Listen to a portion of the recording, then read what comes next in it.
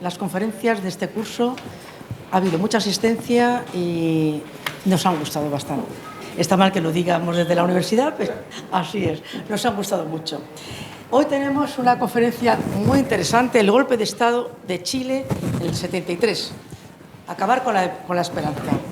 La Unidad Popular en el año 1970, la Unidad Popular de Chile del año 1970, fue una esperanza para llegar a un socialismo, sí, por vía democrática. La elección de Salvador Allende fue un batacazo para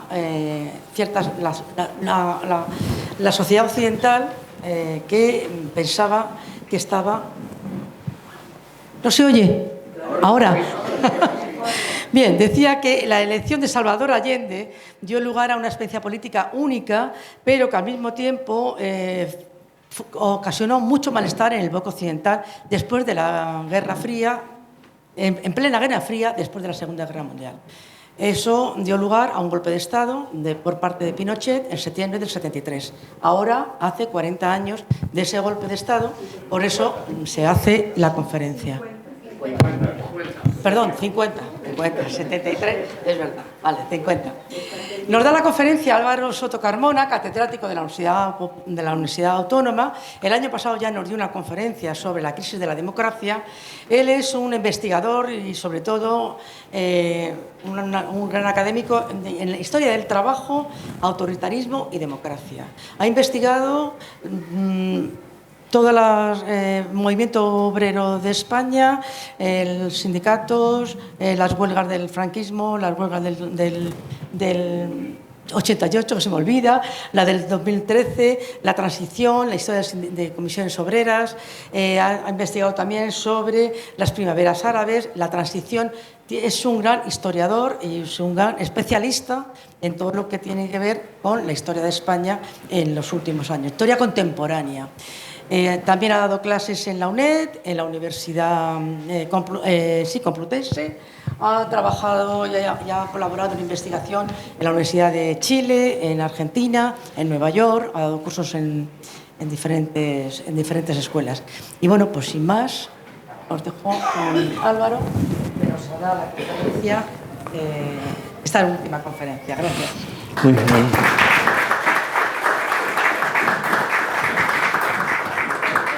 Muchas gracias, es un placer volver a estar en la Universidad Popular.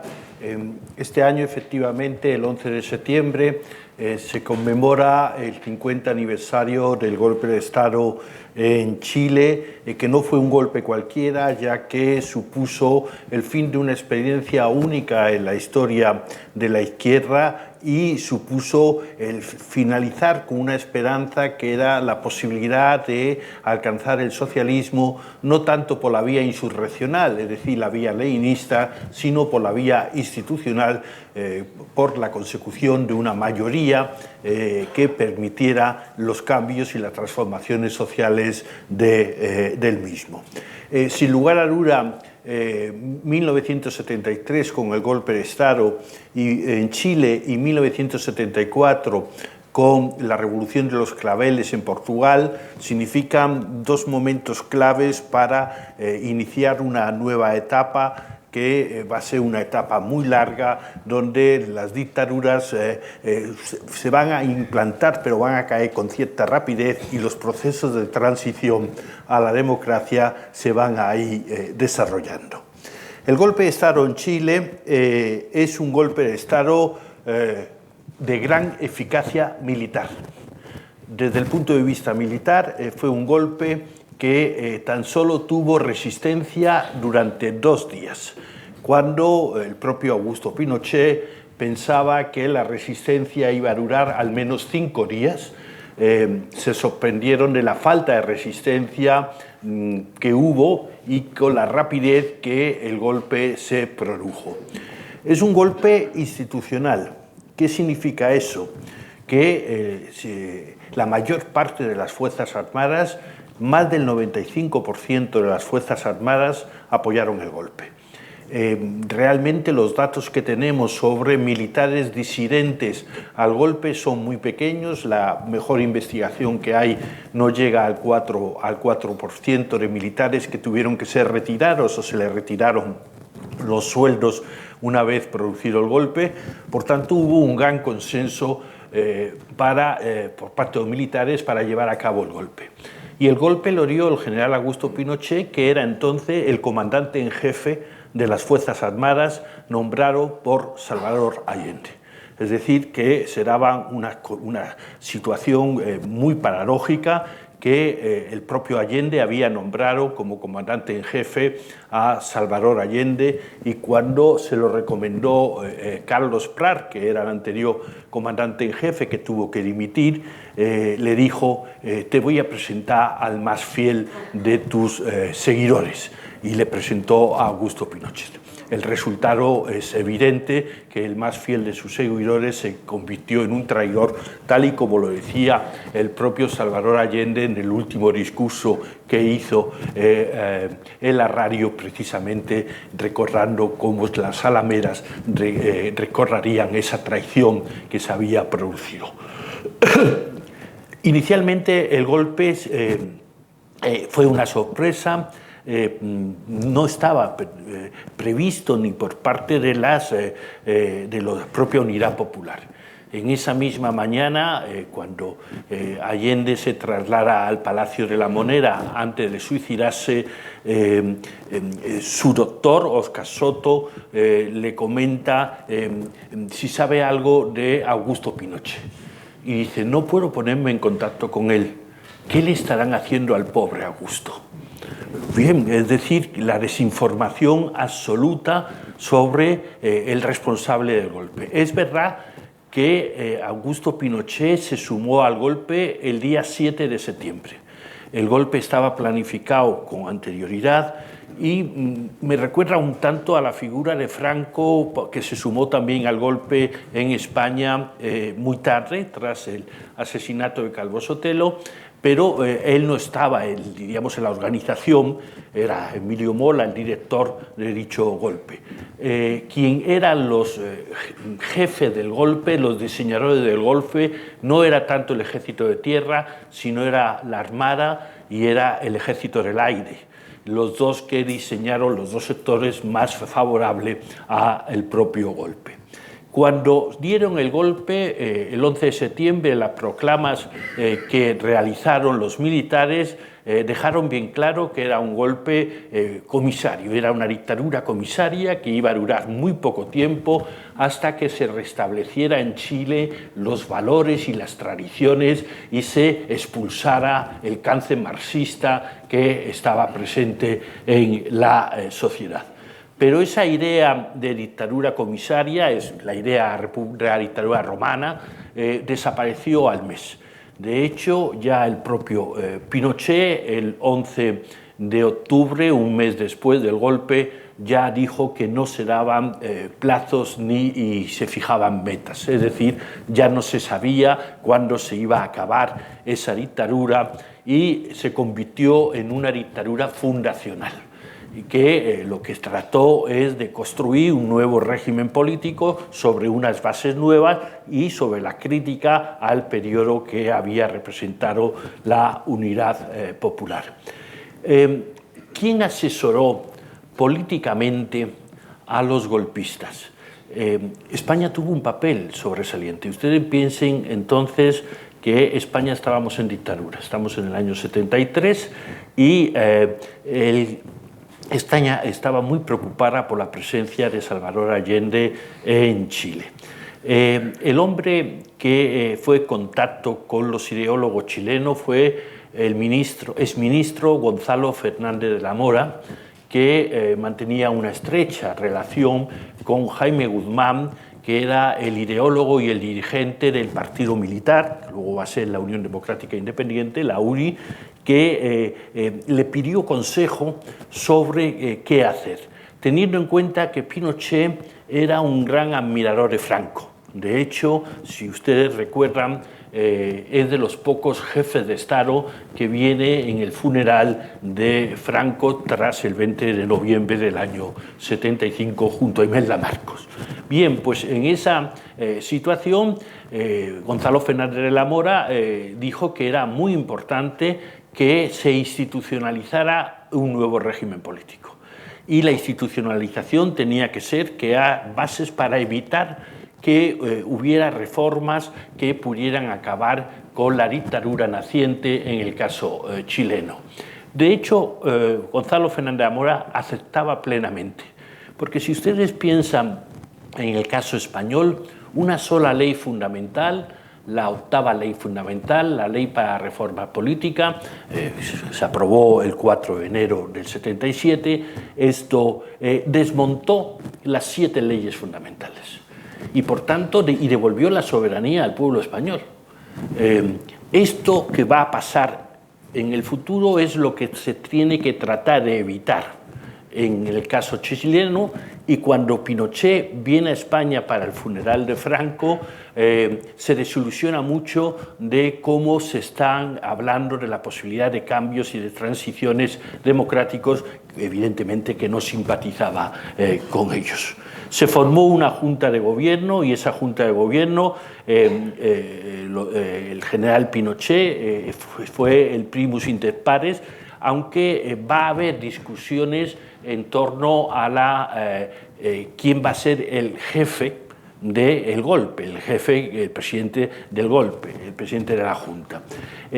Esas discusiones llevarán a que en el año 79 el general Gustavo Ley, que era la Fuerza Aérea, fuera destituido por Fernando Matei y por situación que en España nunca se dio, algo parecido con Franco, y a partir de ahí Pinochet ya no tiene ningún tipo de sombra de competencia entre los militares. Esta reflexión es interesante porque las dictaduras son más fuertes cuando los líderes son únicos y no cuando hay competencia entre los propios líderes. Piensen ustedes en ese mismo momento en Argentina, la sucesión de 4 juntas militares de Videla, Viola, etcétera, Galtieri y tal, va a dar lugar a una debilidad y Argentina desaparece por una ruptura en el proceso de la dictadura. En cambio, Chile es un proceso reformista muy controlado por las antiguas autoridades provenientes de la dictadura. Esa institucionalización se debía porque se había cerrado el Congreso Nacional, se ilegalizaron todos los partidos políticos pertenecientes a la Unidad Popular. El Partido Nacional fue el único que se mantuvo, era el viejo partido de la Unión de Conservadores y Liberales, creado en 1967, pero se autodisolvió porque dijo que sus objetivos políticos eran los objetivos de la propia dictadura, y la democracia cristiana en el primer momento no estuvo prohibida. Ahora veremos cómo la democracia cristiana tiene un conflicto interno y una cierta colaboración con la dictadura. Se quemaron los registros electorales, se expulsaron a todos los funcionarios que volvían siempre y cuando juraran fidelidad al nuevo gobierno, y no se les hizo estables hasta un mes antes de la toma de posesión de Patricio Elwin en marzo de 1990. Los militares siempre pensaron que el régimen tenía que tener una herencia en el futuro a través de una figura, el tutelaje. Es decir, tutelar a través de la propia Consejo de Seguridad Nacional la acción de los civiles. Y ya se dijo en el discurso de Chacarilla, si miran ustedes las imágenes en el discurso, es posiblemente imágenes simbólicas más profascistas del régimen de Pinochet, una noche subiendo Pinochet con la terna larga, esos uniformes prusianos, con jóvenes con antorchas, lloviendo, tiene toda la estética de Nuremberg en su momento, la estética nazis de Nuremberg, y allí es en donde dicen claramente los militares que pretenden estar tutelando el gobierno hasta 1997. Es decir, la dictadura lo que quería era prolongarse con Pinochet como jefe de Estado hasta el año 97. Hizo una constitución que es la que actualmente está cuestionada, pero todavía vigente, que es la constitución del 80, que nunca entró en vigor, tan solo las disposiciones transitorias, porque se produjo un hecho clave, y es que se preveía en las disposiciones transitorias que la dictadura debía de plebiscitarse para continuar o no, con un candidato.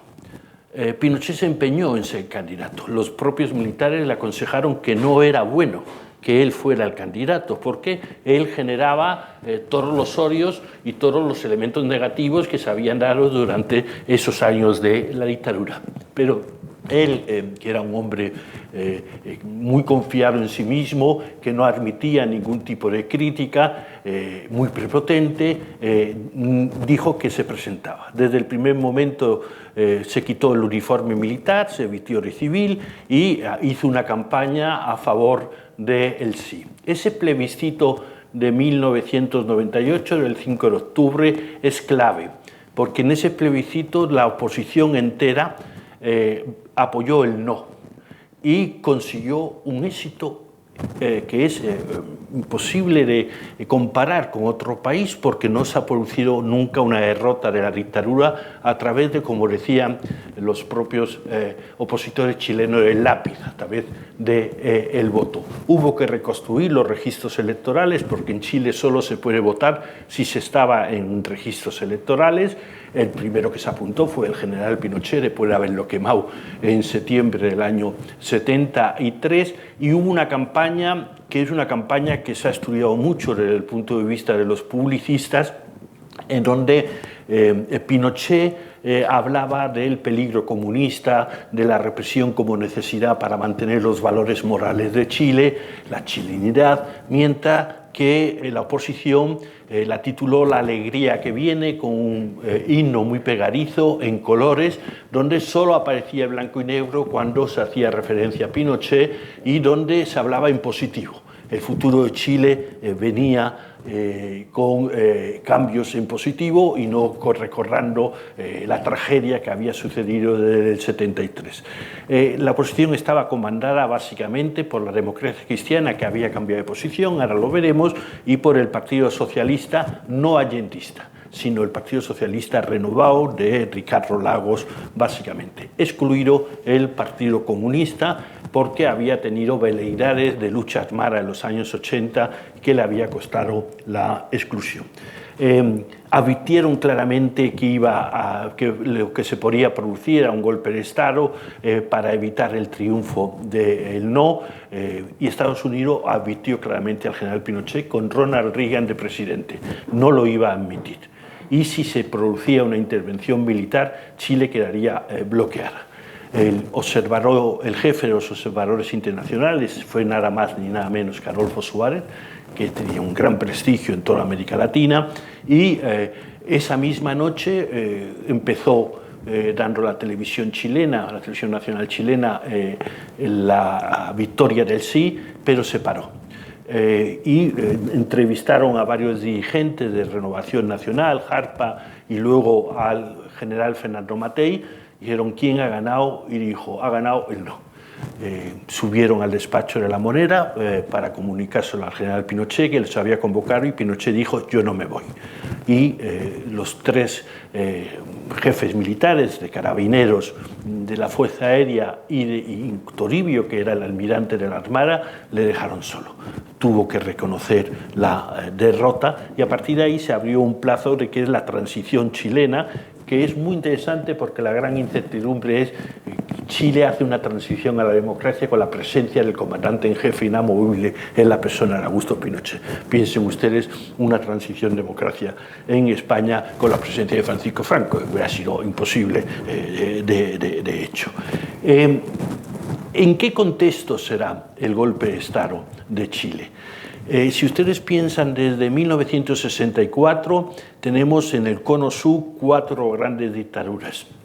En 1964 el presidente Goulart es destituido en Brasil, 70 y 73 la dictadura de Uruguay, que siempre había sido de una tradición civilista muy importante y democrática, con Porraberry, 73 la dictadura de Pinochet y 76 la dictadura de Argentina, el proceso con la caída de María Estela y la llegada del general Videla.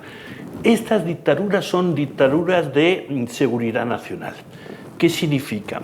Son dictaduras que se crearon a partir de la amenaza insurreccional en el mundo, a partir de la escuela francesa que la había diseñado para evitar la sublevación de Argelia a finales de los años 50 y principios de los 60, y Estados Unidos lo controlaba en América Latina con la Escuela de las Américas en Panamá, donde instruía a los militares para evitar la insurrección. Estados Unidos estaba obsesionado, evidentemente, con el golpe de Estado del 59, la revolución del 59 y la posibilidad de que se expandiera el socialismo en su patio trasero.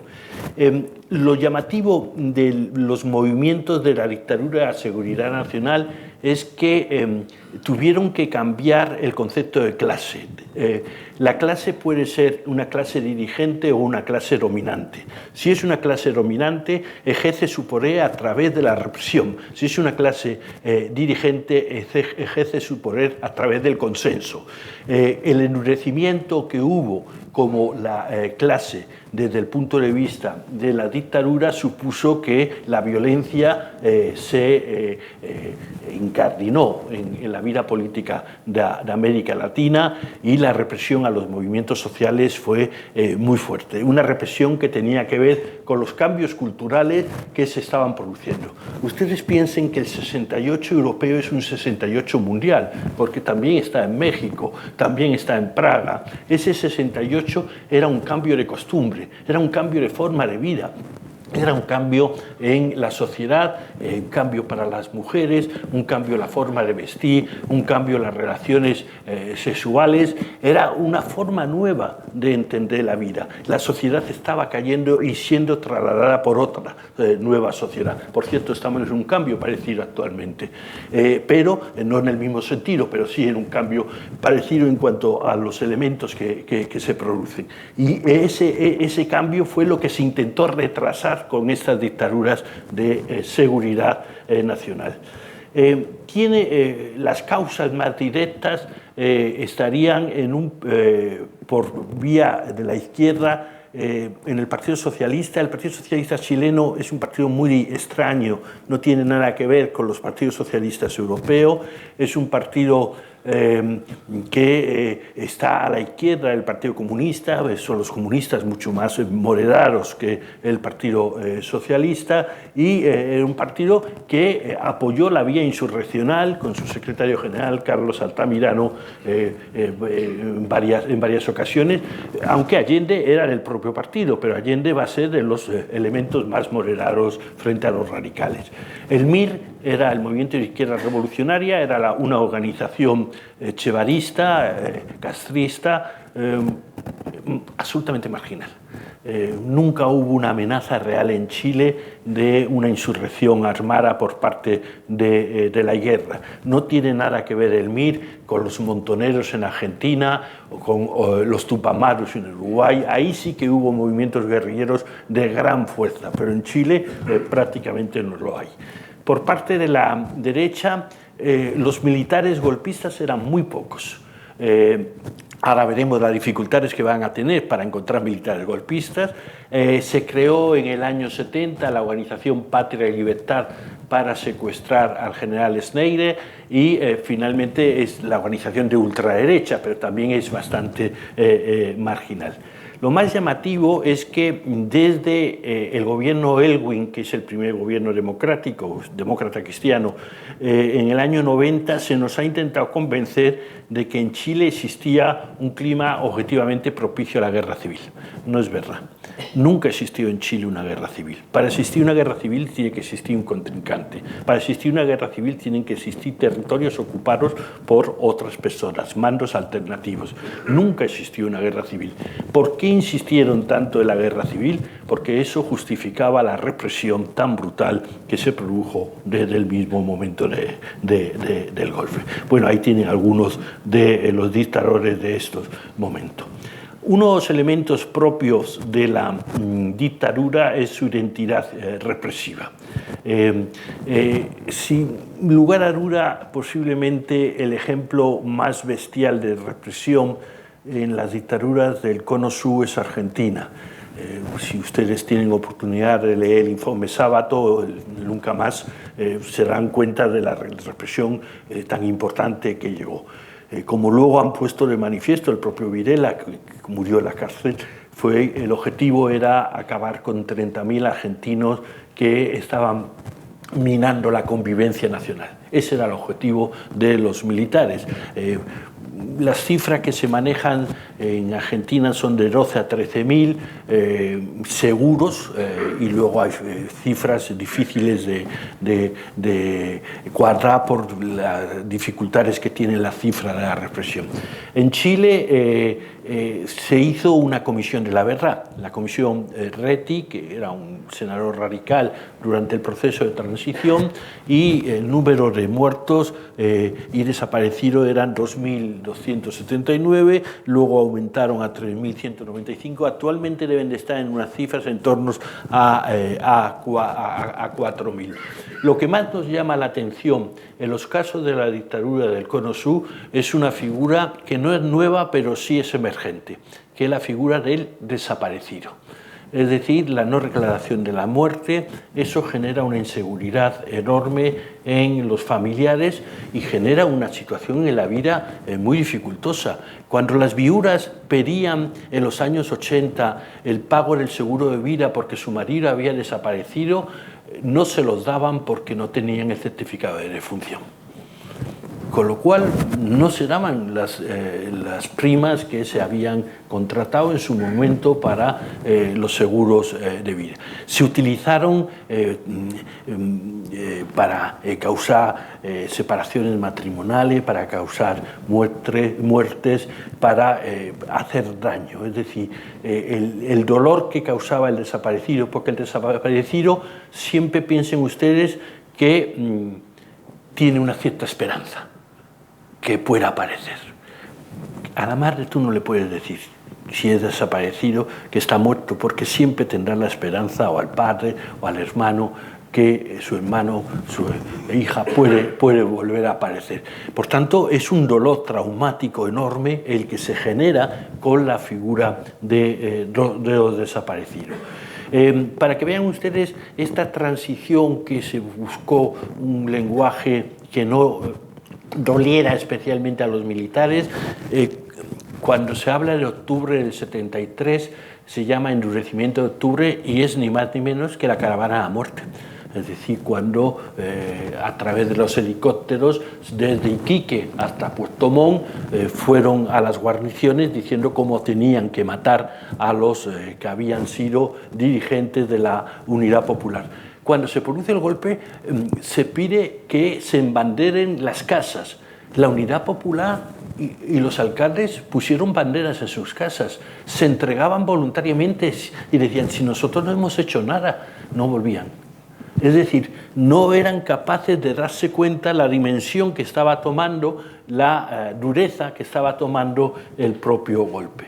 Lo que sí sabemos es que, a través de los informes Valech, que son 2 informes, que el 94% de las personas que fueron detenidas fueron torturadas, y que se crearon unos servicios especiales para torturar y hacer desaparecer a las personas, que fue la Dirección de la Inteligencia Nacional, la DINA, que es la Policía Política, o el CNI a partir de los 80. Este es Manuel Contreras, que luego fue general y los pocos que estuvo en la cárcel.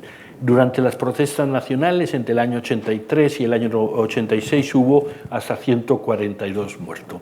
Aquí tienen ustedes que hacer una reflexión sobre algo que es muy importante, y es que El concepto verdad y justicia muchas veces se enfrenta. La verdad se puede dar, la justicia es bastante difícil que se dé, y se cambia por reconciliación. La Iglesia tiene mucho que ver en ese concepto, y por el olvido, que al final es la impunidad. Si ustedes hacen una reflexión sobre lo que ha sucedido en España es reconciliación y olvido. En Chile hubo comisión de la verdad, escasamente justicia.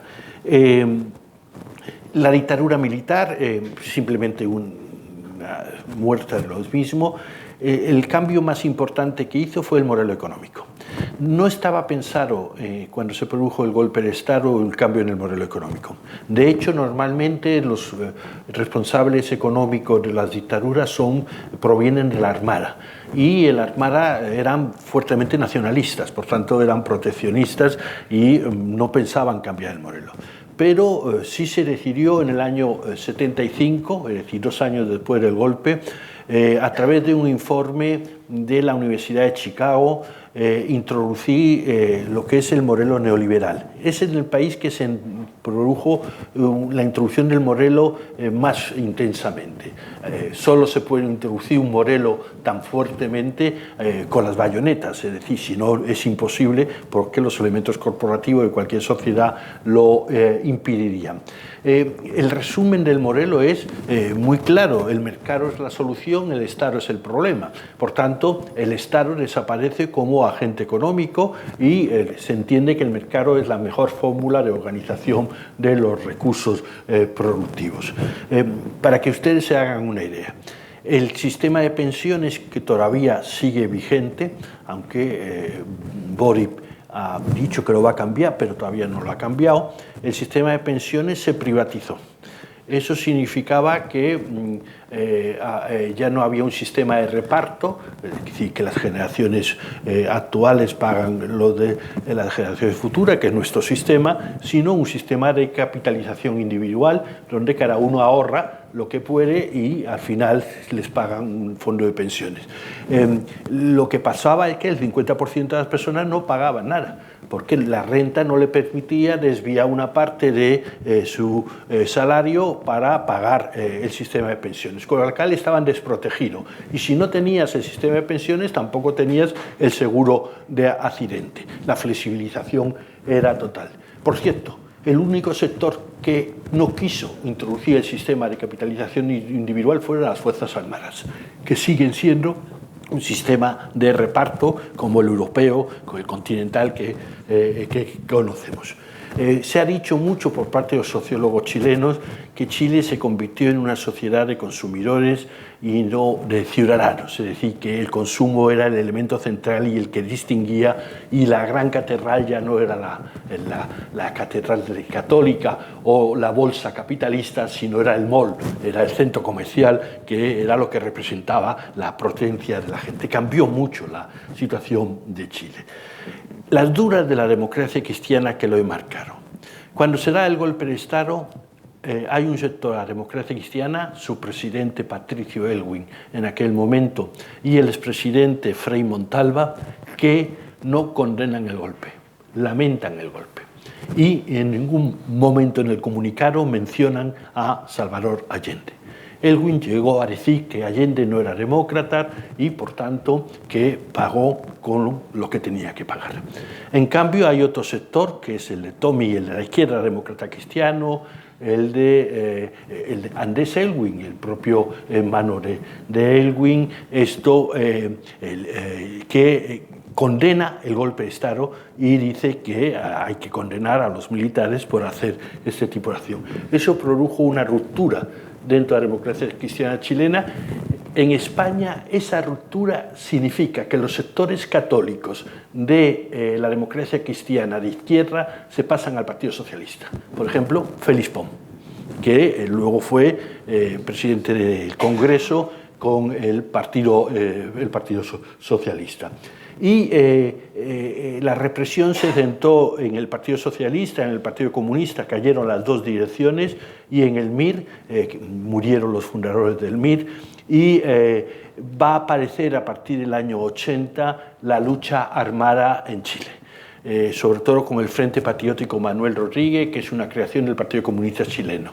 Esto, la responsabilidad fue de Moscú. En el Congreso celebrado en Moscú, Brezhnev le dice a Luis Corbalán, secretario general del Partido Comunista, que la democracia se defiende por todos los medios. Todos los medios es en ese momento la lucha armada. Y en Cuba y en la República Democrática Alemana se formaron los grupos armados y el Frente Patriótico Manuel Rodríguez fue un elemento muy importante, apareció en el año 83 apagando Santiago, explotando las torres de la red eléctrica y fueron los responsables del atentado contra Pinochet. En Chile se produce algo inusitado con respecto a la diferencia de España, y hay huelgas generales durante la dictadura. En España no hubo ninguna huelga general durante la dictadura. Ese cambio es importante, y el plebiscito que ya les dije que había producido. Tradicionalmente, este es el mapa político de Chile hasta el año 73. Son los famosos 3 tercios, donde, si ven ustedes, hay un tercio de derecha, un tercio de centro. Derecha sería Partido Conservador, Partido Liberal, el centro sería el Partido Radical, la Democracia Cristiana, y la izquierda sería el Partido Comunista y el Partido Socialista. Por primera vez en el 73 la izquierda es mayoritaria. Es decir, se estaba produciendo un cambio en un país que tiene una lógica democrática importante y una tradición democrática importante. En 1970 se produjeron las elecciones presidenciales que permitieron el acceso de Salvador Allende a la presidencia. Allende era médico, se había presentado en 3 ocasiones a las elecciones y era un hombre de buen humor, y decía: en mi epitafio pondrá: aquí yace el futuro presidente de Chile. Efectivamente, ya en la 4ª logró por fin el triunfo. Es verdad que el Partido Comunista había nombrado a Pablo Neruda como su candidato, pero Pablo Neruda cedió a Allende para que fuera él el candidato. Por tanto, la Unidad Popular es una coalición de los radicales, socialistas y comunistas. En las elecciones triunfó la Unidad Popular. El segundo candidato, que es Jorge Alessandri, el hijo de Arturo, era de la derecha clásica, y Tommy, que era la Democracia Cristiana. En Chile los presidentes no se pueden presentar a la reelección inmediatamente, tienen que dejar un mandato. Era el candidato a la Democracia Cristiana. Desde el primer momento se trató de impedir que Allende fuera presidente. La tradición constitucional decía que si no se conseguía la mayoría absoluta, no se había conseguido la mayoría absoluta, sería el Congreso Pleno el que elegiría al presidente. Y la tradición decía que era el partido que había obtenido más votos, la coalición, quien debía de ser el presidente. Lo había hecho con González Videla en su momento, o lo había hecho con Jorge Alessandri en su momento. Pero esta vez se intentó impedir a través de 2 movimientos, en los que Estados Unidos tiene relación directa, sobre todo en el segundo. El primer movimiento, el llamado Gambito Frey. Ustedes saben que es un gambito en ajedrez, es un sacrificio para tener una mejor posición. Lo que se hacía era que Alessandri pedía los votos, se votaba a Alessandri, la segunda mayoría, podía ser, y una vez votado, dimitía, y entonces tenía que haber nuevas elecciones y se podía presentar Frei Montalva, porque ya había pasado un periodo electoral. Era una trampa de ley, pero era posible. El Gambito Frey, finalmente, los sectores más progresistas de la Democracia Cristiana no estuvieron de acuerdo y se negaron a apoyarlo. Y la segunda opción es cuando Estados Unidos decide una operación encubierta para impedir la llegada de Allende. Es cierto que hay operaciones encubiertas de Estados Unidos desde los años 50, pero es cierto que es la primera vez en la historia que tenemos información de una operación encubierta tras unas elecciones democráticas.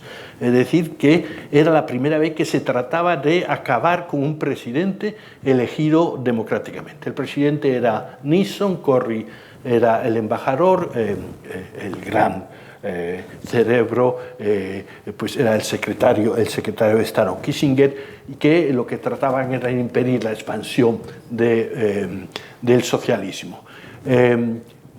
¿Cómo impedirlo? A través de un golpe de Estado. ¿Qué militares están dispuestos a dar un golpe de Estado? No encontraron militares, solo había un general que estaba en el retiro, que lo había intentado ya con Frey, pero que no tenía ninguna capacidad de movilización de tropa. El comandante en jefe de las Fuerzas Armadas era René Sneire, que dijo bien claro que se cumplía la Constitución, que los militares no tenían por qué meterse en cuestiones políticas y que ellos harían que la Constitución se fuera a cumplir. Una vez que se vio esta posición de los militares, lo que se decidió fue secuestrar a René Sneire y se fundó el movimiento Patria y Libertad. Las armas que se reciben por valija diplomática de Estados Unidos en la Embajada de Santiago y tratan de secuestrar a René Sneire en las calles de Santiago 2 días antes de la toma de la elección de Allende. René Sneire es herido y muere. El hecho es que me llamaba muchísimo la atención cuando estaba yo en Chile viendo la hemeroteca, por ejemplo, durante todo ese mes de septiembre del año 70 y de octubre, la insistencia en el diario El Mercurio de la dictadura de Primo de Rivera. Estaban pensando en otra cosa, estaban pensando, bueno, el Mercurio es muy de derechas, ¿no? Estaban pensando en un golpe de Estado. Finalmente, la muerte de Sneire no llega a conocer al nuevo presidente, pero no va a impedir que triunfe la democracia y triunfe con 153 votos a favor en el Congreso a favor de Allende. Es cierto que la democracia cristiana pidió unas garantías, que es el estatuto, que no deja de ser una cierta desconfianza para cubrir lo que comenzaba a ser muy dificultoso para la propia democracia cristiana, que era tener que aceptar la democracia pero no estar de acuerdo ni mucho menos con el gobierno de Salvador Allende. Muy original. ¿Qué es la vía socialista, la vía chilena al socialismo? Hay 2 modelos de construcción del socialismo. Uno es el modelo tradicional, que es el modelo insurreccional, que es el modelo leninista, que es en 1917 en Rusia o en China a final de los años 40. Siempre habíamos visto que la construcción del socialismo se hacía a través de la vía insurreccional. Y era un debate que no existía. Ese debate comenzó a tomar carta naturaleza a final de los años 60 en Europa occidental, básicamente gracias al PC italiano. Es decir, que Berlinguer tenía votos importantes y podía, a través de los cambios electorales, llegar a sustituir a la democracia cristiana. Incluso Aldo Moro, que fue asesinado, llegó a plantear el llamado compromiso histórico que hubiera permitido al Partido Comunista Italiano el acceso a responsabilidades. Y lo que en Europa conocimos como eurocomunismo. Berlinguer, Marché en Francia y Santiago Carrillo en España escribe un libro que se llama sobre la naturaleza del Estado, pero piensen ustedes que el Partido Comunista Español era marginal absolutamente. Estábamos todavía en una situación de dictadura y con un partido no reconocido. Claro, la influencia teórica de la vía chilena, de la vía eurocomunista, es de Gramsci, que como saben ustedes es el más importante teórico italiano comunista en los cuadernos de cárcel. Bien, ¿qué es lo que se necesita para la vía chilena, la vía institucional? Primero, respetar la legalidad. Segundo, tener el control institucional, es decir, las mayorías necesarias. Y aquí está el problema. Allende nunca tuvo mayoría. Allende siempre estuvo en minoría.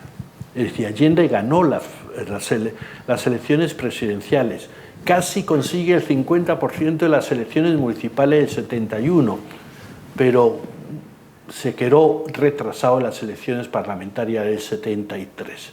Si tú no tienes mayoría, tú no puedes modificar a través de las normas las reformas que crees que sean necesarias. Por ejemplo, hablaban de reforma agraria, tuvieron que aplicar la ley del 67 que era de Frei Montalva. Hablaban de reforma poblacional, tuvieron que respetar las leyes de Frei Montalva, es decir, la democracia cristiana. No fueron capaces de sacar una ley sobre la propiedad social, que era la nacionalización de las empresas, porque no tenían mayoría. Este es un dato absolutamente clave, y es que nunca consiguió la mayoría parlamentaria. Y al no conseguir la mayoría parlamentaria, hizo uso de los resquicios legales, como ellos lo llaman.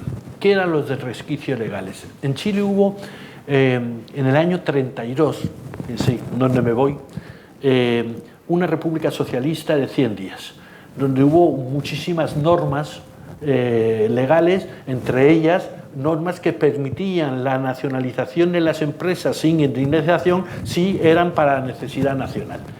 Estas normas no se derogaron, se dejaron ahí y no estaban derogadas, pero nunca se habían utilizado porque aquello desapareció. Acuérdense que en el año 33 quien vuelve es Arturo Alessandri, que es la derecha chilena, bien, y con gran estabilidad. Bien, pero esas normas no se utilizaban. ¿Qué se hizo entonces? Comenzaron a aplicarse esas normas, lo cual los tribunales no estaban de acuerdo, la Contraloría, que es el equivalente al Tribunal Constitucional, tampoco estaba de acuerdo, y el Congreso, que no estaba controlado por la Unidad Popular, tampoco estaba de acuerdo. Por tanto, Allende se va a encontrar que hay una política de hechos que es contradictoria. Por ejemplo, se producen altercados de las haciendas y tiene que intervenir las fuerzas de orden, porque los campesinos han tomado alguna finca, han ocupado alguna finca. El gobierno está de acuerdo con los campesinos, pero tiene que mantener el derecho de propiedad y tiene que mantener la legalidad vigente. Por tanto, el gobierno se encuentra en una contradicción, que políticamente está diciendo a los campesinos que es necesaria la reforma agraria y legalmente, si quiere respetar la legalidad, respeto a la legalidad, tiene que detener a los campesinos por estar haciendo uso de la violencia cuando no se podía hacer. Esto pasó también en todas las fábricas que se fueron incautando. En las fábricas lo que hacían era que los sindicatos paralizaban la fábrica, entonces se aplicaba el decreto porque era necesaria la fábrica para el funcionamiento de la economía nacional, y pasaban a propiedad del Estado. Los empresarios lo que pedían era la indemnización, no se podía pagar, y entonces entrábamos en un proceso muy largo de creciente descontento. La banca se nacionalizó, también con grandes costos, y la economía con estos costos cada vez fue peor. Y el enfrentamiento institucional era cada vez más fuerte contra la Corte Suprema, la Contraloría y el Congreso. En las elecciones del 71 y del 73, las del 71 son las municipales a regidores, donde casi llegó al 50% la Unidad Popular, comunistas, radicales, socialistas y socialdemócratas, 43,3%. La democracia cristiana obtuvo la primera mayoría, y el Partido Nacional, la bipolarización creciente, creció. Las elecciones del 73 eran elecciones parlamentarias. La democracia cristiana y el Partido Nacional se presentaron juntas en la candidatura de las Core. El objetivo era conseguir los 2/3 de los escaños. Si los hubieran conseguido, hubieran podido destituir al presidente Allende por vía parlamentaria. El objetivo de la Unidad Popular era impedir que eso se produjera y conseguir la mayoría. No lo consiguió, con el 63 escaños, pero la derecha tampoco había conseguido los 2/3 necesarios. Estamos en una situación de empate y de inmovilidad, y esa situación de empate e inmovilidad nos va a conducir al golpe de Estado. Es decir, las fuerzas están enfrentadas, el enfrentamiento es evidente, las instituciones se han enfrentado al presidente Allende, que se encuentra en una situación de creciente deterioro en el interior. Y había algunos elementos que había que tener en cuenta. En el año 69 Edmundo Pérez Zuyovi era demócrata cristiano, había sido ministro de Interior y sabía producir unas ocupaciones de tierras en Puerto Montt, al sur de Chile. Y la intervención de los carabineros fue durísima, produciéndose más de 20 muertos. Entonces acusaron, siendo presidente del Senado Allende, acusaron a Pérez Zuyovi de asesino. Era el ministro de Interior, no, aquello pasó. En el año 71 se produce algo inusitado. Allende declara una amnistía frente a los grupos pequeños de la izquierda que habían tenido altercados con el presidente Frei. Y los llama, cuando salen de la cárcel, jóvenes idealistas. Uno de esos grupos asesina a Pérez Zuyovi. Es un desastre. Es decir, porque ahora se culpa a Allende directamente del asesinato de Pérez Zuyovi, que había sido el antiguo ministro de Interior y que efectivamente eso va a inclinar a la democracia cristiana claramente hacia posiciones cada vez más derechistas. Dentro de la democracia, dentro de la Unidad Popular, las posiciones no eran homogéneas. Allende es un hombre garralista, muy realista, y el Partido Comunista. Siempre confió mucho en el Partido Comunista porque el Partido Comunista eran los que realmente trabajaban en el gobierno. En cambio, el Partido Socialista, con Carlos Altamirano, era un irresponsable, llamaba permanentemente a la revolución y amenazó a los militares que si querían levantarse, que se levantase, que estarían preparados para acabar con ellos. No estaban preparados para acabar con ellos. Y cuando se levantaron y no se pudo hacer nada contra ello. El lema era avanzar sin transar, es decir, no consensuar nada. Y desde el año 71 se produce lo que conocemos como el movimiento de las cacerolas vacías, en los barrios altos. Es decir, es un movimiento que se inicia en los barrios económicamente mejores y es un movimiento de mujeres que comienzan a ver que no hay suficientes productos en el mercado y se tiene que establecer las llamadas juntas de abastecimiento, que son para controlar los suministros de los productos básicos y el racionamiento que hay. Las colas son un foco de tensión permanente. La cola es un foco de subversión permanente y de descontento permanente. Y había que pasarse 4 y 5 horas en las colas para conseguir la bolsa de comida para la semana, y eso desprestigiaba y hacía muchísimo daño al gobierno. Pero les cuento una cosa, el 11 de septiembre existían colas, el 13 de septiembre no existieron colas. ¿Por qué? Porque no fue un problema de desabastecimiento, fue un problema de acaparamiento, que es algo diferente y que lo hemos conocido después cuando hemos trabajado este tipo de cuestiones. En octubre del 72 se produce la famosa, se le llama siempre la huelga de camioneros, nunca hubo una huelga. Fue un lockout, fue un cierre patronal, primero porque no hay trabajadores del transporte en los camiones, la mayoría son transportes autónomos y hay muy pocas empresas con empleados, es decir, con trabajadores asalariados. En Chile es un país, miren ustedes, muy largo, en algún momento tan solo tiene 30 kilómetros desde la cordillera hasta el Pacífico, en otros momentos 300.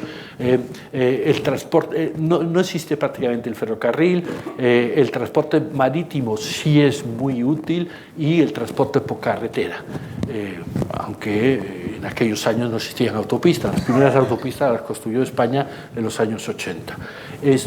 Pues en Chile, cortar la comunicación es muy fácil, cruzar un camión.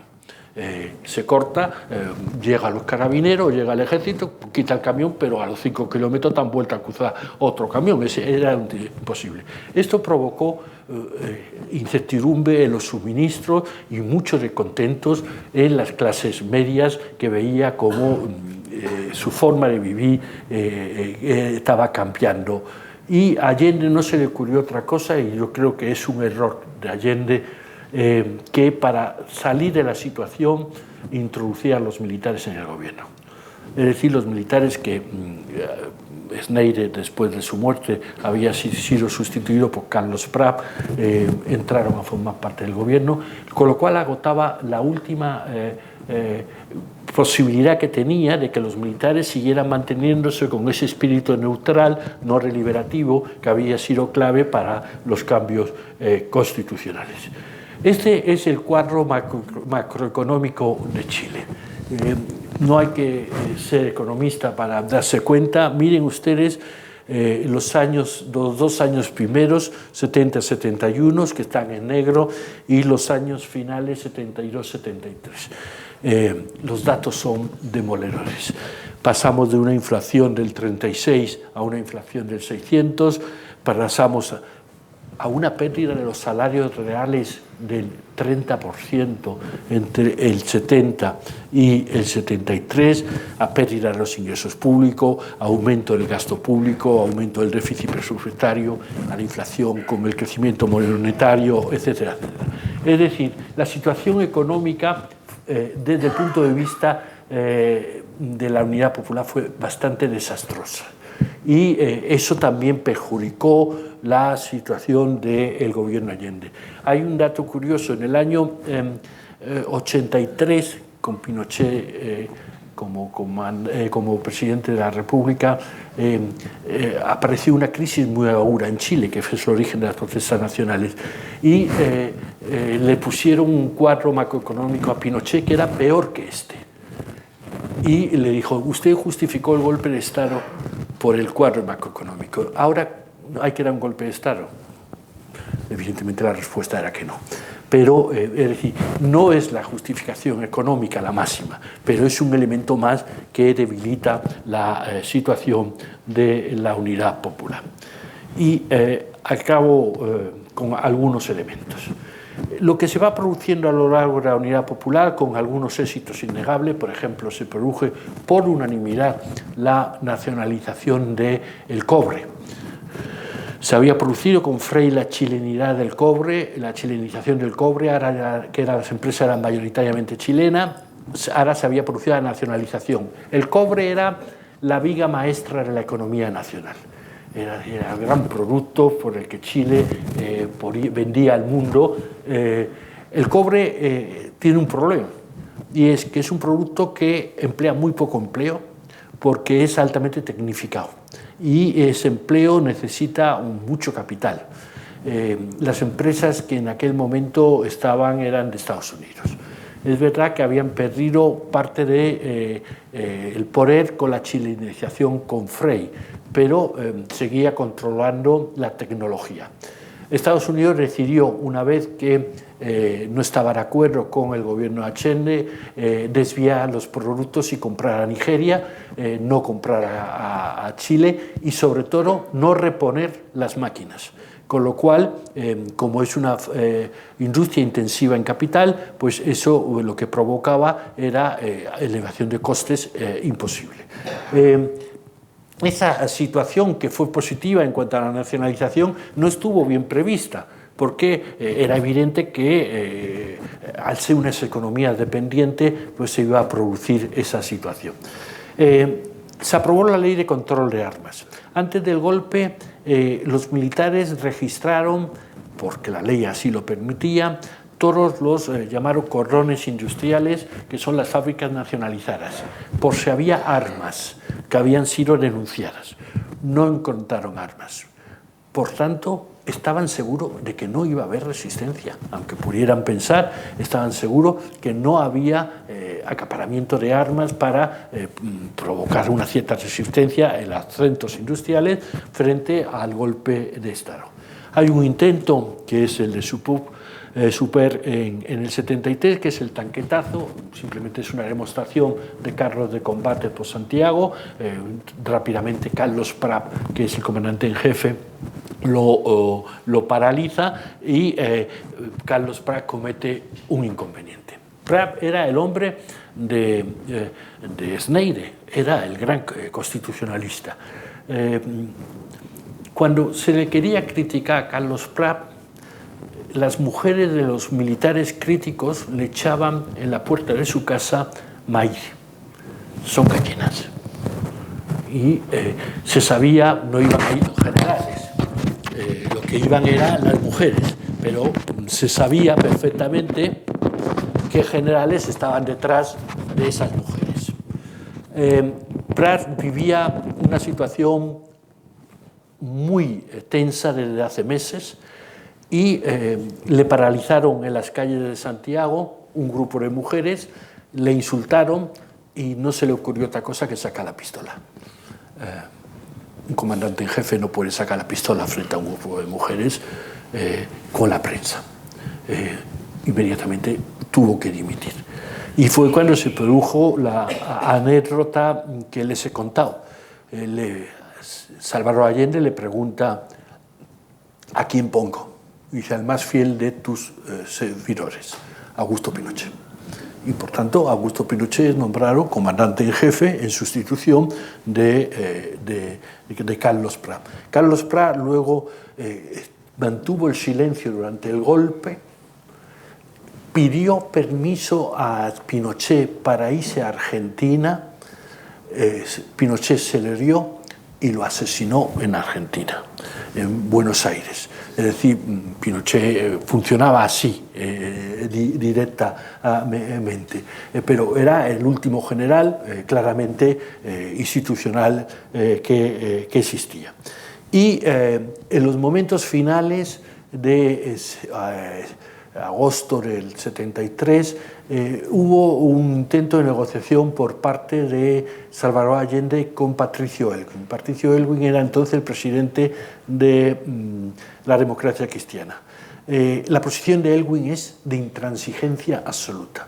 No admitió nada. Incluso el propio cardenal de Santiago, que es Raúl Silva Enrique, la iglesia chilena es una iglesia muy interesante porque es una iglesia muy tradicional en valores, pero muy progresista en derechos humanos. Fueron muy valientes con los desaparecidos a lo largo de la dictadura, con la Vicaría para la Solidaridad, muy valiente. Pero en cambio, en los años 90 todavía estaban prohibiendo el uso de anticonceptivos, por ejemplo. Bueno, de la interrupción voluntaria del embarazo no quiero hablarle, ni del divorcio, es decir, había una distancia enorme. Eso es lo que se denomina históricamente Iglesia polaca. La Iglesia polaca fue muy valiente en la lucha contra el comunismo, pero también fue muy reaccionaria en las cuestiones de tradición y costumbre. Lo más curioso es que Elwin no cedió nada y no posibilitó las vías de un posible acuerdo para impedir el golpe de Estado. A mí me encargaron el propio Patricio Elwin su biografía a través de historiadores chilenos. Y me fui a Chile 7 meses. Yo hablaba con Elwin cada 15 días o por ahí. El día peor y en donde se produjo la ruptura fue el día que le pregunté por qué usted ha sido tan radical frente a Allende y tan complaciente frente a Pinochet. Era lo que a mí me parecía que había sucedido a lo largo del proceso histórico y realmente lo interesante desde el punto de vista histórico es que luego Elwin es el hombre que inicia la transición. Por tanto, se inicia con todas las contradicciones de que lamentaba, no condenaba el golpe y tuvo muchas posiciones favorables a los militares, seguramente por ser un hombre muy conservador y por su formación tradicional y católica en aquel momento. Bien, estos son los condicionantes que nos llevan al golpe el 11 de septiembre. Y nada más, muchas gracias.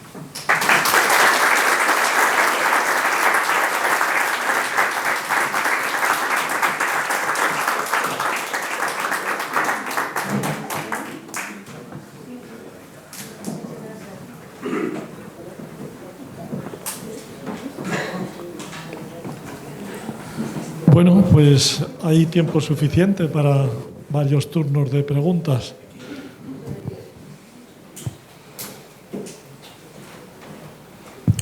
Bueno, en primer lugar, muchísimas gracias. Ha sido una exposición realmente brillante y completa. A mí me llama mucho la atención una cosa que usted dijo, que la ideología de la Escuela de Chicago no estaba detrás del golpe. sino que esas ideas de alguna manera se impusieron más tarde. Esto pienso que a muchos, por lo menos a mí, me llama mucho la atención, posiblemente porque estemos desinformados, ¿no? No había nada, no había ninguna maquinación anterior, no sé. Bueno, esa es una historia conspirativa que siempre nos la hemos preguntado, o sea, no solo se lo pregunta usted, sino nosotros. La pregunta es, ¿cuándo van los primeros estudiantes de Chile a Chicago al departamento de Milton Friedman, que era el premio Nobel y el que había diseñado el mundo neoliberal, con el teórico social que era Hayek? Bien, van a finales de los 60 y son alumnos de la Católica. En Chile había dos grandes universidades, la Católica, que es muy potente, y la Pontificia, y la Chile, que también muy potente y mucho prestigio. Esos alumnos se educan en Chicago, y cuando se produce el golpe de Estado, esos alumnos vuelven a Chile. Entonces, el catedrático de la Católica ofrece a Pinochet lo que se llama el ladrillo, que era 600 páginas, ladrillo, en donde se explica que lo que tenía que haber un cambio era radical para salir del fenómeno de dependencia. La economía chilena estaba subdesarrollada y dependiente. Y para ello lo que tenía era que derribar las barreras arancelarias, quitar todo tipo de legislación interventora y sustituirla por el mercado. Básicamente era eso. Y dejar flotar los aranceles para no establecer una vía nacionalista. Eso fue el principio. Y la Armada no puso inconveniente. Y se hicieron desde el año 75, se hacen cargo de la economía. Chile, desde el año 75 hasta el año 83, no digo como el presidente que va como una moto, pero va como una moto. Es decir, sobre todo crece muchísimo porque esos años son los años de la década perdida de la CEPAL. La CEPAL es la Comisión Económica para América Latina de la ONU, de PEVIC, y ahí Chile es el único que crece inmensamente. Entonces se apuntan la medalla rápidamente y dicen es que hemos sido gracias al cambio que se da. Es verdad que en el 83 y hasta el 86 cae en crisis, pero luego se vuelve a recuperar. Ustedes piensen que la transición en Chile se hace con crecimiento económico que llega a ser algún año del 12%. Lo cual es una situación, piensen en la nuestra. La nuestra hubo 3 recesiones durante la transición, entre el 75 y el 82. Entonces, desde el punto de vista económico, el cambio fue muy importante. ¿Ese cambio qué supone? La de protección social. Es decir, la protección social ha desaparecido, los sindicatos han desaparecido, la negociación colectiva ha desaparecido, la negociación es negociación individual y la flexibilización es completo. ¿A quién margina? A las mujeres y a los jóvenes. Chile tiene actualmente la generación de jóvenes más capaz de su historia, como las nuestras. Jóvenes que han estudiado muchísimo, que tienen unos carrerones, que manejan idiomas, lo que nosotros no hacíamos. Bien, pues no encuentran empleo. Por eso protestan, y hacen muy bien en protestar, y por eso protestan. Eso es lo que está pasando. Es decir, que los avances económicos nos han visto compensados porque el funcionamiento del sistema hizo que otros países también extendieran su red a favor del mercado. Carlos Menem en Argentina, por ejemplo. Durante ese gobierno los cambios fueron muy neoliberales también. Prácticamente en toda América Latina se extendieron. Acuérdense ustedes que en el año 88 es el llamado Consenso de Washington, que es cuando se firman los documentos para liberalizar los mercados.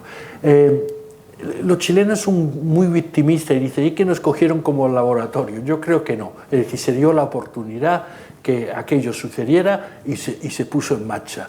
Solo se puede poner en marcha un cambio tan radical con una dictadura. Si no, no se puede poner en marcha porque la oposición hubiera sido muy grande y lo hubiera impedido. Estamos viendo, por ejemplo, la oposición que hay en Francia a la ley de pensiones, no tiene nada que ver con lo que hubo en Chile en su momento. Pero no hay ningún documento antes del año 75 en que nos anuncie el cambio de modelo. Bueno, muchas gracias. Muchas gracias por su aportación al entendimiento de lo que ocurrió en Chile. Tengo entendido que el embajador norteamericano en Chile no estaba dispuesto a apoyar el golpe de Estado y que fue puenteado por el gobierno norteamericano y la CIA, ¿no? Quería que usted ampliara este tema y si es así. Miren, una de las ventajas que debíamos aprender de los archivos de Estados Unidos es que se pueden consultar la documentación muy reciente.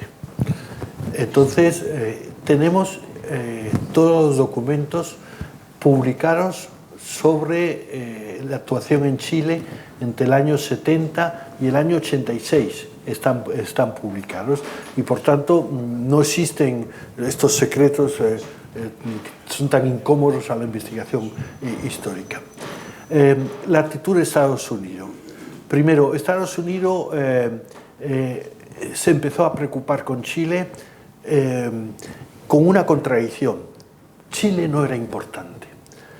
¿Qué hubiera pasado con un Chile socialista? Hasta un memorándum de agosto del año 70 dice que no va a crear un ejemplo, que no es importante para la economía mundial y por tanto que esa experiencia se podía ver por dónde iba, teniendo en cuenta que Estados Unidos ya había cambiado de actitud a favor de la Alianza por la Democracia y por tanto posiciones centristas y no de derecha.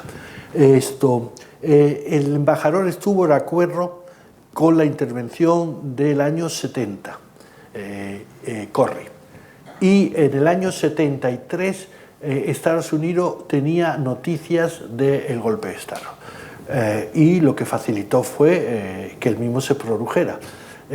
¿Qué país fue el primero que reconoció la dictadura de Pinochet? España. Con una cuestión muy interesante. En el Palacio de la Moneda, cuando es asaltado, estaba Joan Garcés. Joan Garcés, como saben ustedes, era miembro del Partido Comunista de Valencia y era uno de los ideólogos del gobierno de Allende. Joan Garcés salió andando y el ejército no se dio ni cuenta. Se refugió, estaba relativamente cerca del Palacio de la Moneda, al lado del Museo de Bellas Artes, en la casa de Joaquín Leguina. Leguina era entonces asesor de Naciones Unidas en temas de demografía. Leguina tiene una gran formación como demógrafo. Y rápidamente empezaron en la radio a pedir la entrega de Joan Garcés. Joan Garcés era una pieza grande. ¿Qué hizo el embajador de España? Reconocer, por consejo, por orden de Santa Cruz, del Palacio de Santa Cruz, reconocer el Estado chileno y pedir la inmediata vuelta de Joan Garcés a España. Era ciudadano español, miembro del Partido Comunista. Los militares chilenos se negaron y dijeron, pues no hay ayuda.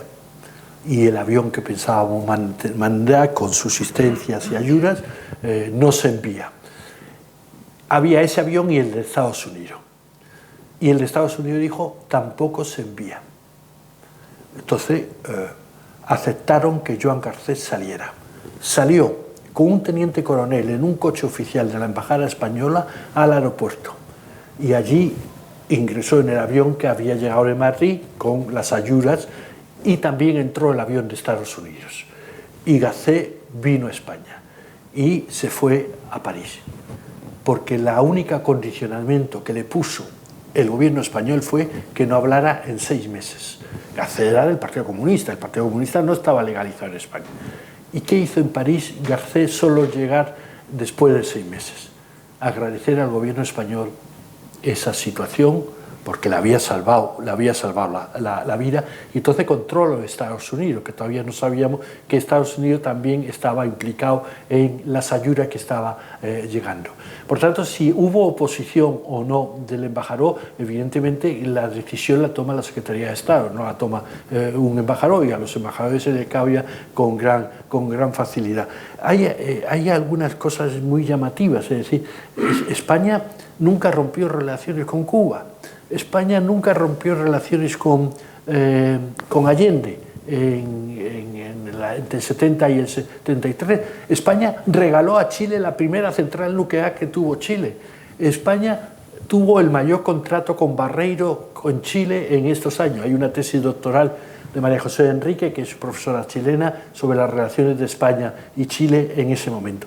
Estas relaciones complicadas que la dictadura española tenía muchas veces con las dictaduras de izquierda o con los regímenes de izquierda latinoamericanos, no de otras zonas. Eso es muy interesante estudiarlo. Allende estuvo en España en el año 69. Vino a ver a Perón. Perón entonces estaba en Puerta de Hierro. Y Perón Allende era presidente del Senado. Pidió permiso a Franco y Franco se lo dio. Fue a ver a Perón y cuando entra en la quinta le dice Juan Domingo: Salvador, mira lo que tengo en el comedor de mi casa. Va al comedor, mira el ataúd de Evita Perón. Es algo inexplicable. Y esto, pues esas situaciones paradójicas que serán, y eso, pero bueno, lo importante era que Allende había estado en España en el año 69, porque ya se preveía que Allende podría ser, él quería mantener buenas relaciones con Argentina. Acuérdense ustedes que Argentina en el año 73, Perón vuelve. Entonces, eso era para Argentina y Chile es básico esa relación.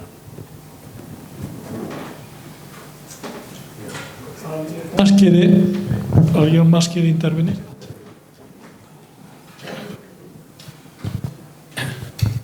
Bueno, agradeciéndote tu enorme erudición, digamos, solo quería hacer una pequeña puntualización. Cuando has dicho lo de que en el referéndum constitucional que perdió Allende, has dicho, es que solamente eso se pudo dar en Chile.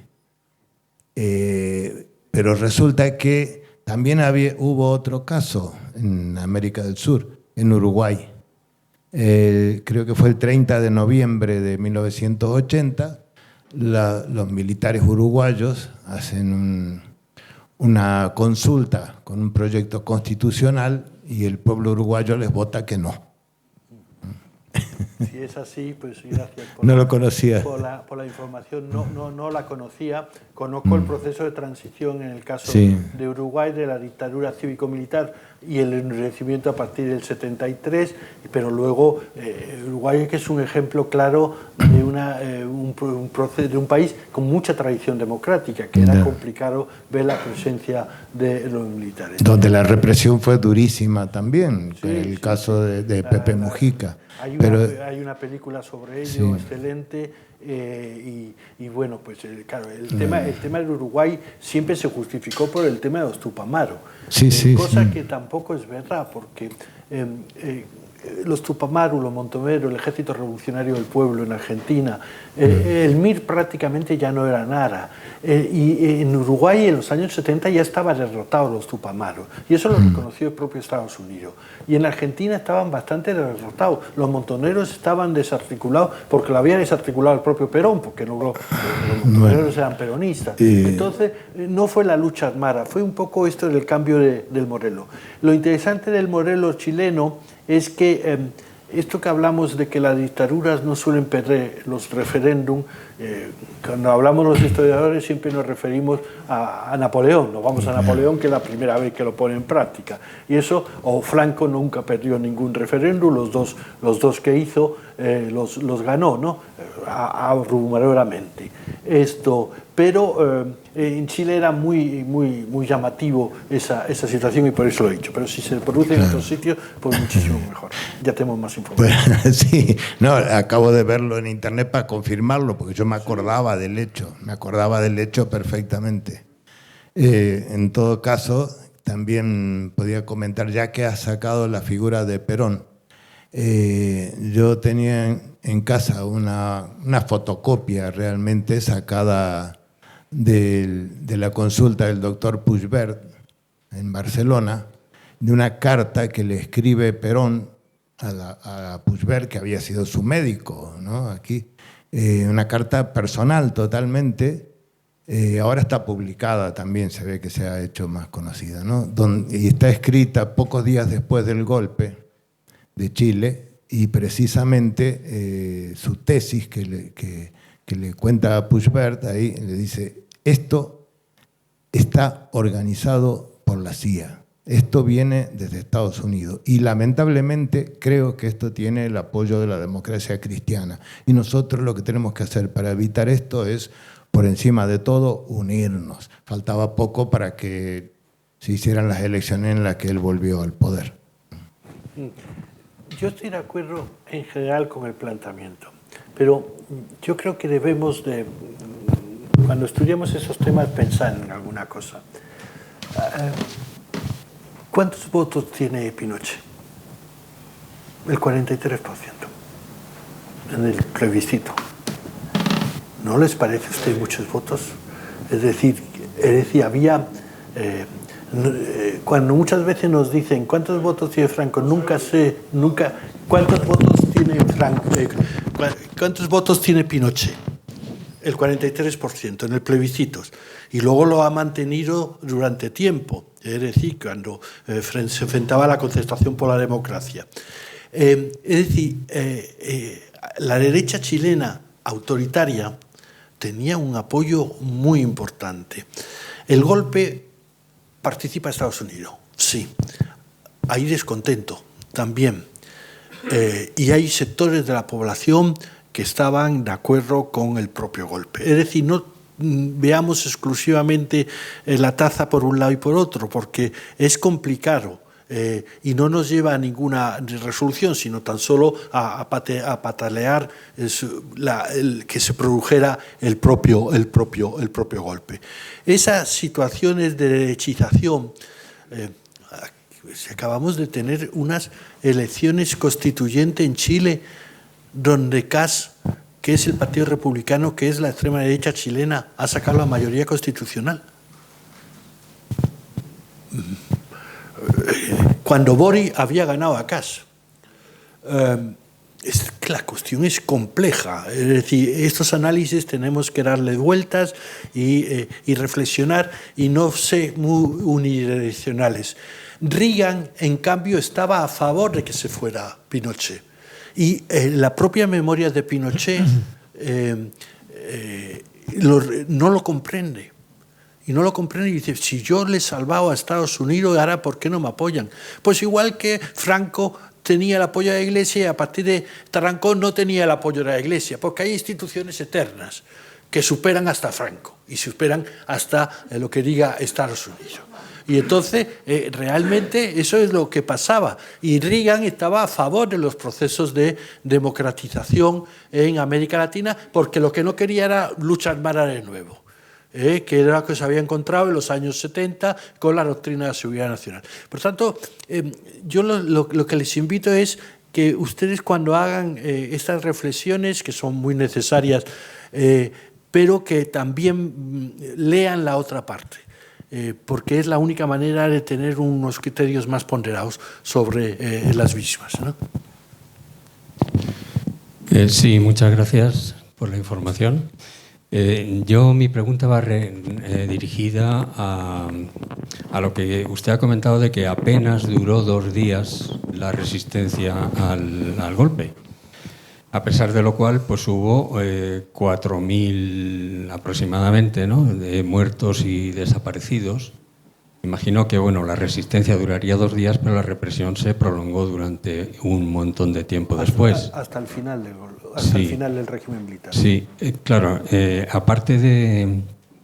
Yo siempre he tenido una curiosidad. O sea, usted ha dicho también que los sectores, digamos, vamos a llamar populares, que se hubieran podido oponer al golpe, no disponían de armas. Es decir, ni tampoco hemos visto imágenes de enfrentamientos en las calles de Santiago ni en otra parte de Chile con los militares. Mi pregunta concreta es, ¿se tiene constancia de que ese día o esos días después del golpe hubo algunas bajas entre los militares o las bajas solamente se dieron entre los civiles? Mire, el informe RETI, que es el informe de la Comisión de la Verdad, reconoce 3 enfrentamientos en los primeros días del golpe. Ninguno en Santiago. Uno en Concepción. Concepción era la segunda ciudad más importante y era la cuna del MIR. Otro en el sur, en unos bosques, que hay un enfrentamiento con carabineros, y otro en Lota, que es la mina de carbón. 3 enfrentamientos que rápidamente son aplastados por parte de los militares, es decir, absolutamente marginal. La represión fue muy intensa, bueno, la represión fue una constante, por tanto hay una identidad de la represión en todo el régimen, pero fue más intensa hasta diciembre del año 73. Más del 40% de los desaparecidos son en esas fechas, según el informe RETI. Y luego la represión es una constante, es decir, se siguen dando, comienza a ser más selectiva, cae la dirección del MIR, que son los hermanos Enrique, cae la dirección del Partido Socialista y cae la dirección del Partido Comunista. En las protestas hubo 140 y tantos muertos en esto. Por tanto, se siguen produciendo víctimas. No hubo control por parte de evitar ese número de víctimas. Pasa que en Chile la dimensión no es Argentina, es mucho más pequeño y la represión no tuvo las connotaciones. Por ejemplo, en Chile a las madres se las mataba y se le provocaba el aborto. En Argentina se les permitía que tuvieran el niño y se le entregaba a los militares y luego se mataba a la madre. Los médicos asistían, tenemos información de los centros de detención, los médicos asistían en los centros de detención. ¿Para qué? Para evitar que se murieran los detenidos, pero no para salvarles la vida, para evitar que se murieran, y decir, le torturaban hasta el límite, y cuando estaban en el límite trataban de que no se murieran. Lo que se produjo en Chile fue casi 500.000 de exiliados, que es mucho. Para un país de 16 millones estamos hablando en esas fechas. Por tanto, la represión es una constante, y eso lo tiene usted. Y luego el estado de excepción o las diferentes figuras de estado de excepción fueron permanentes hasta el plebiscito, donde por fin se quitaron esas figuras que limitaban la libertad. Pues esa es un poco la situación. Y lo otro que me ha preguntado usted... Que si había habido alguna baja entre los militares. Muy pocas, casi todos accidentes y prácticamente muy pocos enfrentamientos o accidentes. Hay algunos casos muy llamativos. Pinochet es un hombre con incontinencia verbal.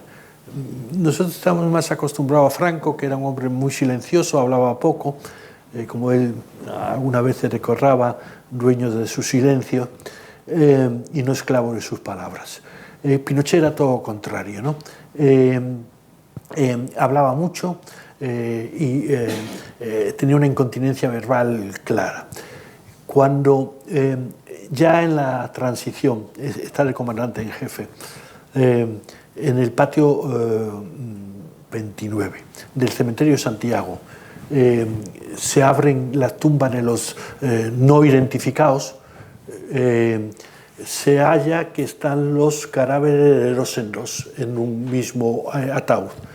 Y salía Pinochet de la comandancia en jefe, que está al lado del Palacio de la Moneda, en la Alameda, y le preguntan, general, ¿se ha recubierto esto? ¿Qué opina usted? Y dice, eficacia militar. Nosotros ahorrábamos ataúdes y ahorrábamos, está insultando a las familias, una cosa muy grave. Ese era el tipo de discurso de Pinochet. Yo siempre digo que, claro, un Augusto que tiene a otro hijo llamado Augusto y al siguiente Marco Antonio, pues está pensando en el Imperio Romano, ¿no? Está pensando en otra cosa, y realmente era muy deplorable ese tipo de comportamiento. Cuando uno se pone a contar las barbaridades que se hicieron, es que esa es una historia tan trágica que es difícil de contarla sin emocionarse. Yo estaba en la Vicaría para la Solidaridad viendo una documentación y allí llegaban familiares y se ponían a hablar con la gente para contarles los casos de sus hijos. Un día nos parábamos los que estábamos allí copiando documentos, para oírlos, y es que se te saltaban las lágrimas de la pobre señora que explicaba cómo se habían llevado a su marido y cómo no lo encontraban, cómo dijeron que la habían visto unos meses antes con su amante, nunca tuvo esa amante, pero le decían eso para que pensara que estaba viva y que encima le estaba traicionando. Bueno, era tan desagradable ese tipo de cuestiones que es muy duro ver, eso está muy vivo todavía en Chile y en Argentina, porque claro, es que en Chile y en Argentina, a diferencia de España, te puedes encontrar al torturador por la calle. En España ya no lo vamos a encontrar, están todos muertos, pero en Chile se encontraban. Bachelet, saben ustedes que fue presidenta de Chile, ella es hija del general Bachelet. El general Bachelet fue el responsable de la Junta de Abastecimiento con el gobierno Allende. Por tanto, colaboró con el gobierno como funcionario que era. Cuando se produce el golpe, el general Bachelet es arrestado, porque es de los que se ha visto que han colaborado claramente con el gobierno Allende. ¿Saben ustedes lo que hacían todas las noches el general Bachelet en la celda? Ponerle una pistola con una bala para que se suicidase, para que salvase su honor. Es terrorífico. Y Bachelet cuenta que en su mismo edificio vivía uno de los militares responsable de las torturas a Ciuparre y se lo encontraba en el ascensor. Eso es muy duro, ¿eh? Esa situación. En Argentina pasa exactamente lo mismo también, ¿no? Sí, es tremendo esto que cuenta. Yo creo que la única imagen que nos queda de aquel día del golpe es el bombardeo de la Moneda, en donde se ve precisamente Allende, creo recordar que con un fusil o una pistola, que está al lado de un ministro que se llama Vergara, que era, creo recordar también que era ministro del Interior, y lo sé porque es el padre de un amigo mío que vive actualmente en Málaga y que estuvo unos años, un año y pico, en un campo de concentración en Atacama, donde precisamente murió su padre, el ministro Allende. Esa foto es histórica y es una foto excelente, porque se habla de que la ametralladora que lleva Allende es la que le regala Fidel. Saben que Fidel tiene un viaje de 5 días a Chile y se está un mes. La verdad es que Allende estaba desesperado porque Fidel, ese sí que tiene incontinencia verbal, ¿no? Entonces les decía cómo tenían que hacerlo. Y bueno, Allende era otro tipo muy diferente a la profe Fidel. Ese es uno de los momentos finales de Allende. Allende sale para ver esto. Ustedes piensen que si bombardean la Moneda es como si bombardearan la sede de la comunidad. Es decir, es que está en el centro de Santiago. Si no se han estado allí, lo han visto, pero es que está en el centro. ¿Y por qué la bombardearon? No era necesario. Para ver que la Fuerza Aérea estaba apoyando el golpe. Eso sí que era necesario porque la Fuerza Aérea normalmente no había sido muy progolpista y en este caso sí lo era. Y el bombardeo es muy eficaz en el sentido que las imágenes son destructivas absolutamente. El golpe comienza a las 4 de la madrugada en Valparaíso, que es donde está la Armada. Y a las 7 de la mañana ya están rodeando el Palacio de la Moneda. Y la guardia del Palacio de la Moneda le pide a Allende que si se pueden entregar. Y Allende le dice que sí, que son los carabineros que protegían la moneda. Y se van. La policía secreta, que son los GAP, le piden a Allende si se pueden ir.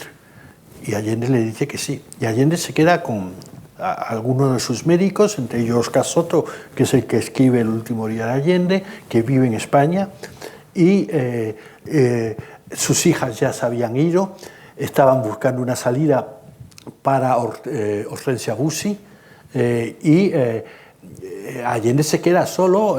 Cuando se va a Oscar Soto, recuerda que tenía la ametralladora al lado, y que cuando bajan y se ha quedado solo, se oye un disparo.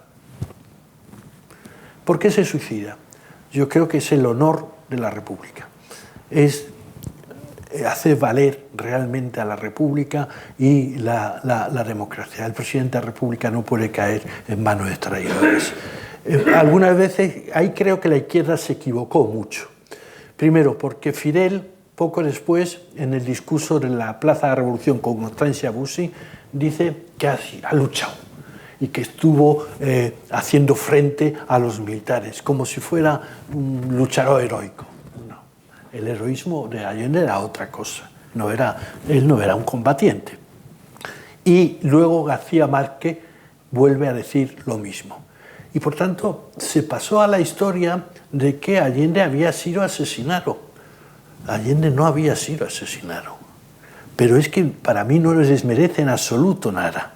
Para mí todavía le da más fuerza a la persona Allende el hecho de que se haya suicidado, porque tuvo el honor de defender a la República y defender la democracia en Chile en unos momentos tan trágicos como esos, ¿no?